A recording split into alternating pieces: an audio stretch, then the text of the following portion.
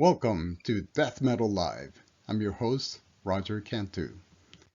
Today we have a wonderful interview with Alissa White-Gluz, the lead singer for Arch Enemy. Hey Alissa, are you there? I don't see you.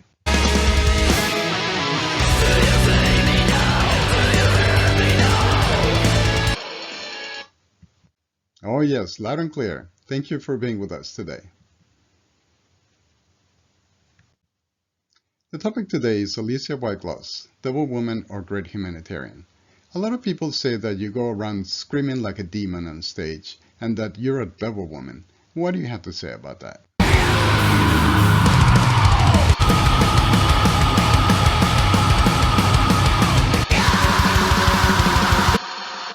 Okay then.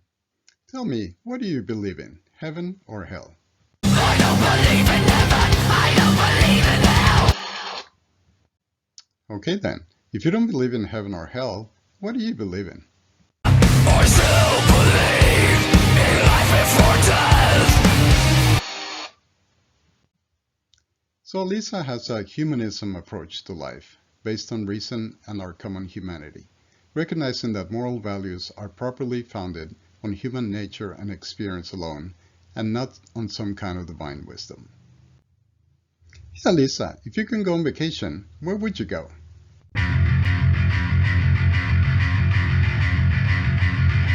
Welcome to the apocalypse, the end of days.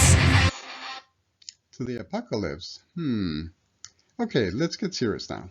Alissa, a lot of people see the titles of your songs and they get misguided. Can you talk about your lyrics? What is the first day of hell about? First Day in Hell is my recollection of the memories that I have of being a kid and talking to my grandparents. They were telling me about when they were kids because they actually grew up during the Holocaust and they were prisoners in concentration camps, and they survived that, they escaped. Talking to them about their experiences that they had when they were kids, and I was the same age as them, and at that point my biggest worry in life was like school and sports, and for them it was survival.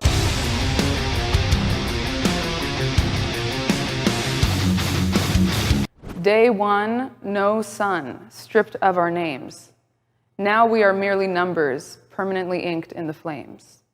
Our kind, our existence lights the fire, igniting hell on earth, archangels bending crosses, hooked. When I'm saying permanently inked, I'm referring to the numbers that prisoners had. They were no longer human beings. They were the equivalent of, unfortunately, what I call the modern day Holocaust, which is with animals, livestock, just numbers. They're not living beings, they're not sentient, they don't count for anything, they're just a commodity. And I remember seeing these tattoos on my grandparents. Literally the only crime that these people were guilty of was just being of a certain religion or race. These were just normal humans living their lives. In this case, bending cross is hooked. I mean, the swastika is sometimes referred to as a hooked cross.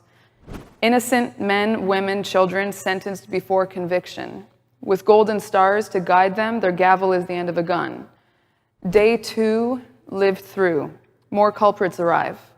Every cage so crowded, how will we survive through the night?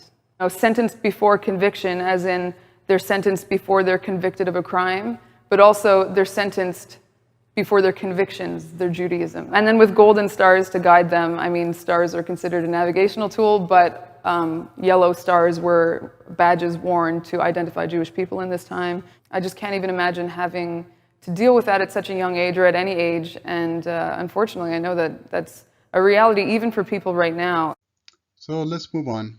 What about Handshake with Hell? Collective consciousness, synapses between us. We pierce the sky with fists. We drown the earth in. Handshake with Hell is about global warming and how our collective conscience and the lack of concern for the environment is going to send us to hell.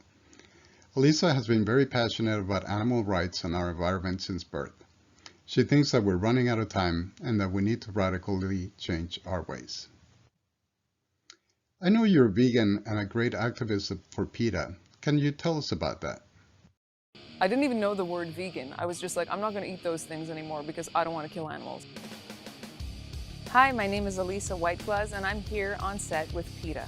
I was raised in a vegetarian household. My mom explained to me, well, they call that chicken because that is a chicken. I couldn't believe what she was saying because to me, I never equated an animal with being food. I started realizing that dairy and eggs were also still animal products. Everyone thought like, well, this isn't killing the animal, so there's no harm in taking this egg or in taking this milk. So I started trying to research, like, how is this made? And that's when I learned about what the dairy industry really is and the veal industry and what happens to male baby chicks. I just wrote it off and I was like, goodbye ice cream, goodbye. I'll never see you again. But now, here we are with all the luxuries that I thought I would never see again in vegan form. I've always really been attached to the ocean.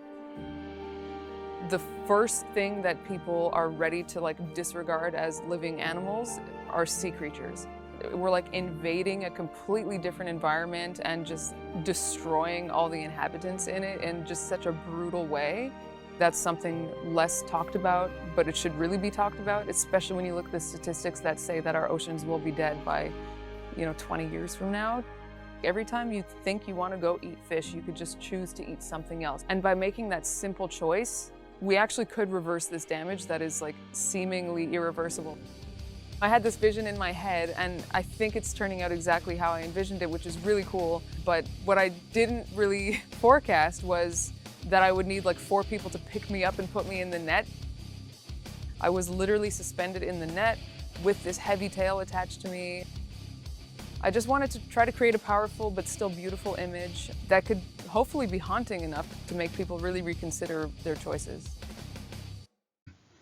Since I started following Alissa White-Gluz, I decided to stop eating eggs and dairy, and I've been eating a lot less animals as well. So I'm trying to follow. I can't be vegan 100% because we live in Texas, but I'm trying to do my best. Just a couple more things about Alissa. She follows a straight edge lifestyle, and these are people that refrain from alcohol, tobacco, recreational drugs, and illicit sex. Most of them are vegans or at least vegetarians. Also, so that you know, the vegan pentagram symbolizes the magic of veganism. So speaking of magic, some people have talked about the magic in your voice. Is it okay if I show the moment we shared together last month? Is that okay? Yeah? Okay. Here we go. Oh, wow. Okay, so Roger has a very cool comment here. So Roger says, thanks to you, I can walk again. After my back surgery, the doctor told me I needed to walk 1 hour a day to get better. The only way I could do this was by listening to Arch Enemy. It was the magic in your voice that gave me the motivation and power to walk again. My goal is to be able to see you in concert one day and to be able to stand by the stage. Thank you. Wow, that's amazing, Roger. Thank you for sharing that.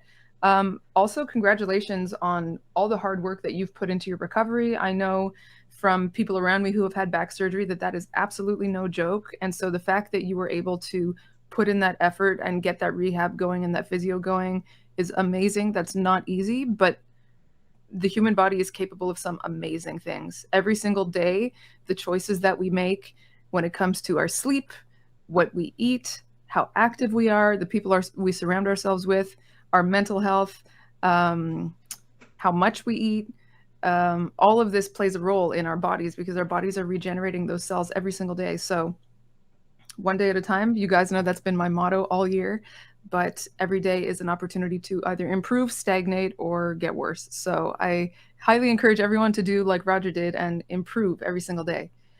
So thank you, Alissa.